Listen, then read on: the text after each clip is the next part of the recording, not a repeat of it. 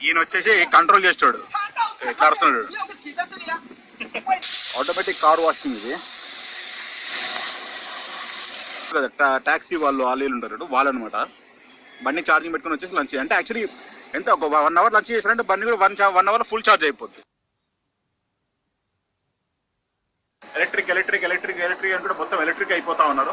మనమేమో ఇంకా crude oil మీద పడి ఏడుస్తూ ఉన్నాము. ఎందుకంటే మన మేజర్ గవర్నమెంట్ రెవెన్యూ వచ్చేసి క్రూడ్ ఆయిల్ వస్తుంది కాబట్టి దాన్ని చాలా తగ్గించడానికి try. Hi hello friends, good morning. ఎలా ఉన్నారు? నేను మీ ప్రియమైన దేశద్రోహిని అనమాట. మన దేశం బాగుపడాలని కోరుకొని పక్కన దేశం ఎలానో ఎదిగిపోతుంది కదా అని చెప్పేసి కుళ్ళుకుంటూ ఏడుస్తున్న ఒక యదవని.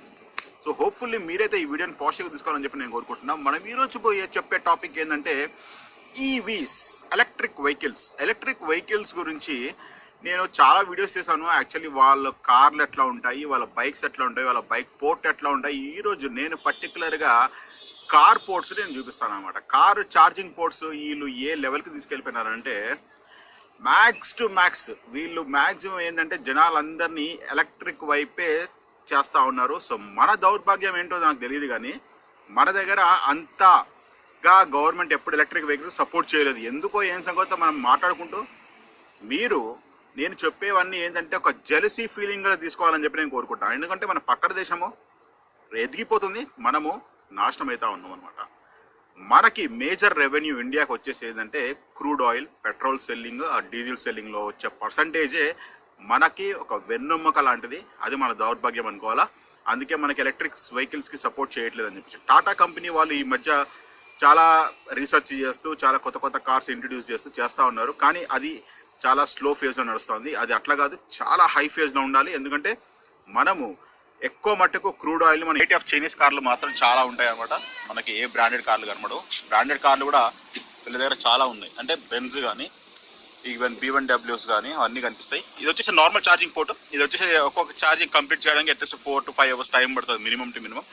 మీకు నేను ఫాస్ట్ రీఛార్జ్ చూపిస్తాను అనమాట. ఫాస్ట్ రీఛార్జ్ అంటే ఆల్మోస్ట్ అప్రాక్సిమేట్లీ అరౌండ్ 1 hour. ఇది చూసారు కదా, నేను ఇప్పుడు ఫాస్ట్ ఫార్వర్డ్ చేస్తాను. ఇక్కడ నుంచి ఓన్లీ నేను డ్రైవింగ్ చేస్తూ నేను వెళ్ళిపోతాను డైరెక్ట్గా. ఎందుకంటే దాన్ని బట్టి మీకు కూడా క్లియర్గా అర్థమైపోతుంది అనమాట ఎంత దగ్గర ఉందని చెప్పేసి. ఎందుకంటే డిస్టెన్స్ కూడా ఎక్కువ లేదనమాట, చాలా డిస్టెన్స్ ఉంటుంది చెప్పి అనుకుంటారా, చాలా డిస్టెన్స్ కూడా ఉంటుంది. Okay, let's go. మనమైతే ఛార్జింగ్ పోర్ట్స్కి వచ్చేసామన్నమాట. Commercial charging ports. ఇది ఓన్లీ 1 hour ఛార్జింగ్ అయిపోతుంది. 1 hourలో ఛార్జ్ అయిపోతుంది మొత్తం బండి అంతా. దీంట్లో ఎన్ని పోర్ట్స్ ఉన్నాయో నేను మీకు చూపిస్తాను ఫస్ట్. దాని తర్వాత బేసిక్గా చూపించిన తర్వాత మీకు ఎక్స్ప్లెయిన్ చేస్తాను అన్ని డీటెయిల్స్. ఆల్మోస్ట్ ఇక్కడ దగ్గర 100 బండ్లు ఛార్జింగ్ చేసుకోవచ్చు. ఇది ఎంత పెద్దగా చూపిస్తాను చూడండి. బైక్ మీద వెళ్ళిపోతాం స్ట్రైట్గా. ఆహా ఆహా, ఇక్కడ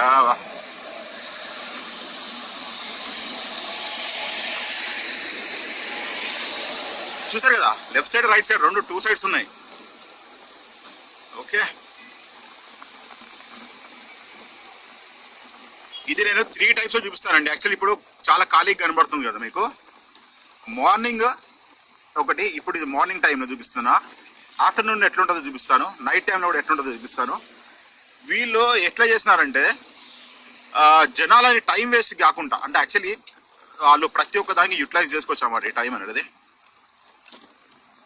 ఓకే, మనది అయిపోయింది కదా. ఇక్కడ నుంచి మనం రివర్స్ పోదాం. రివర్స్ పోయేసి ఆ డీటెయిల్స్ అన్ని చూద్దాం పదండి. చూసా కదా, ఇక్కడ మనం కౌంట్ చేసుకుంటూ పోతే తెలిసిపోతుంటుంది. 1 2 3 4 5 6 7 8 9 10 11 12 13 14 15 16 17 18 19 20 21 22 23 24. మళ్ళీ ఇక్కడ కూడా స్టార్ట్ అయిపోయినాయి ఆల్రెడీ. 23 24 25 26 అంటే నేను 2-3 మిస్ అయిపోయినా. ఇక్కడ ఆల్మోస్ట్ 30 ఉన్నాయి. ఇక్కడ వచ్చేసి ఆల్మోస్ట్ దగ్గర 70 ఉండొచ్చు. ఓకే, మనమైతే చూద్దాం ఇంకా. రైట్, ఇక్కడ బండి కూడా మనం వాష్ చేసుకోవచ్చు. ఇక్కడ చూసినా కదా, డైరెక్ట్ వాష్ చూసినారా, అని తిరుగుతున్నాయి. ఇది దయ్యంలాగా జుడులు వేసుకొని తిరుగుతుంది చూడండి. ఎంత స్పీడ్ తిరుగుతున్నది. మెల్లిగా కడుగుతూ బయటకు వస్తుంది ఇంకా బండి. కారు మూవ్ అవ్వాల్సిన అవసరం లేదు, అదే ఆటోమేటిక్ అదే మూవ్ అవుతుంది చూడండి. ఇదేంటంటే మొత్తం ఆటోమేటిక్ అనమాట. ఇక అక్కడ జనాలు ఎవ్వరు ఉండరు, మనుషులు అవసరం లేదు. డైరెక్ట్ అక్కడ మనం బార్ కోడ్ స్కాన్ చేసేసుకొని డబ్బులు కట్టేస్తే చాలు. జనరల్గా ఈ బండి ఎక్కువ యూజ్ చేస్తారు. ఇది వచ్చి దగ్గర 12 లక్షలు ఉంటుంది బండి. ఇది ఒక 1 ఛార్జ్కి వచ్చేసి 500 కిలోమీటర్స్ 600 కిలోమీటర్స్ తిరుగుతుంది ఈజీగా. ఇది ఓన్లీ 1 అవర్లో ఇది టోటల్ ఛార్జింగ్ అయిపోద్ది. ఇది ఏంటంటే ఫాస్ట్ రీఛార్జెస్ అన్న ఫాస్ట్ ఛార్జింగ్ పోర్ట్స్ అనమాట ఇవన్నీ. మనం 4 to 5 hours టైం పడుతుంది, కానీ ఇవి వచ్చేసి ఛార్జింగ్ పోర్ట్స్ చాలా ఫాస్ట్ ఉంటాయి అన్నమాట, సూపర్ ఫాస్ట్. ఈ గన్ను కూడా భలే బరువు ఉంటుంది అబ్బా. అమ్మా చూసారా, మస్తు బరువు ఉంది ఈ గన్ను.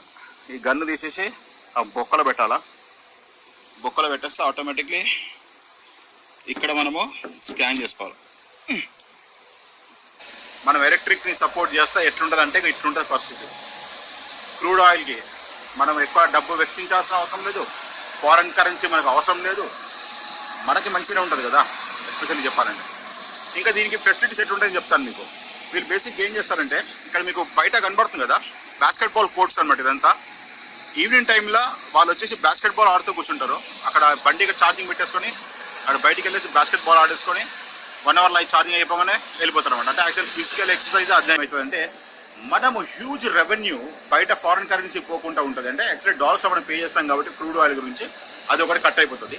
దాంతోపాటు ఎస్పెషల్లీ మనుషుల మీద కూడా బర్డెన్ కూడా చాలా తక్కువైపోతుంది అట్లా. ఇది ఆఫ్టర్నూన్ వ్యూ. మీకు నైట్ టైం ఎట్లుంటుందో చూపిస్తాను మీకు. యాక్చువల్లీ చూశారు కదా, నైట్ టైంలో ఏంటంటే మొత్తం కమర్షియల్ ట్యాక్సీలు అవే ఎక్కువ కనబడతాయి. ఎందుకంటే వాళ్ళకి ఇప్పుడు బిజినెస్ టైం తక్కువ ఉంటుంది కదా, నైట్ టైంలో తక్కువ ఉంటుంది కదా. మార్నింగ్ టైంలో మొత్తం బిజీ ఉంటారు కాబట్టి ఇప్పుడు నైట్ టైంలో మొత్తం ఛార్జింగ్ పెట్టుకోవడానికి వస్తారు అనమాట. ఈ ఛార్జింగ్ పోర్ట్ అనేది మీకు తెలుసు కదా ఎట్లుంటుందో. ఇంకేంటంటే వీళ్ళు కార్ పెట్టేసి చెప్పినా కదా 1 hourలో కారు. ఇంకా ఇక్కడ పక్కన బాస్కెట్బాల్ కోర్ట్ ఉంటుంది. నేను లాస్ట్ టైం మార్నింగ్ కూడా చూపిస్తుంటున్నాను మీకు. ఇక్కడ బాస్కెట్బాల్ కోర్ట్లో కూడా ఆడుకోవడానికి వస్తారు కదా, ఆడ వచ్చేసి ఛార్జింగ్ పోర్ట్లో లిథియం రిజర్వ్స్ లేవు కాబట్టి మన కంట్రీ చాలా స్లో ఫేజ్లో నడుస్తుంది ఎలక్ట్రానిక్ వెహికల్స్ గురించి అని చెప్పేసి అని అంటారు. వాళ్ళు చేసిన చూస్తున్నారు కదా ఎలక్ట్రిక్ అని కూడా మొత్తం ఎలక్ట్రిక్ అయిపోతా ఉన్నారు. మనమేమో ఇంకా క్రూడ్ ఆయిల్ మీద పడి ఏడుస్తూ ఉన్నాము. ఎందుకంటే మన మేజర్ గవర్నమెంట్ రెవెన్యూ వచ్చేసి క్రూడ్ ఆయిల్లో వస్తుంది కాబట్టి నాకు భయపడిచ్చేస్తారనమాట. ఎలక్ట్రిక్ వెహికల్స్ అంటే తగలబడిపోతాయి, అది అయిపోతాయి, ఇది అయిపోతుంది అని చెప్పేసి అంత రబ్బిష్ అబ్బా. అర్థం చేసుకుంటున్నారని చెప్పి నేను అనుకుంటున్నా. ఓకే ఫ్రెండ్స్, చూసారుగా వీడియో, మీకు ఎలా అనిపించింది? మీకు గనక నేను చెప్పే ఇన్ఫర్మేషన్ గిట్ట నచ్చుతున్నట్టయితే మీరు ఒకటి గుర్తుపెట్టుకోండి ఫ్రెండ్స్, నేను మన దేశాన్ని కించపరచాలని చెప్పేసి నాకు అటువంటి ఉద్దేశం లేదు. నేను మన దేశాన్ని ఎంతో అమితంగా ప్రేమిస్తాను కాబట్టి మన దేశం కూడా ఇలా ఉండాలి అని చెప్పేసి, పక్కన దేశం ఎదిగిపోతుందని చెప్పేసి జెలసీ ఫీల్ అయ్యి ఏడుస్తున్న ఎదవనమాట నేను. సో హోప్ఫుల్లీ మీరు కూడా అదే అర్థం చేసుకోవాలని చెప్పి నేను కోరుకుంటున్నాను.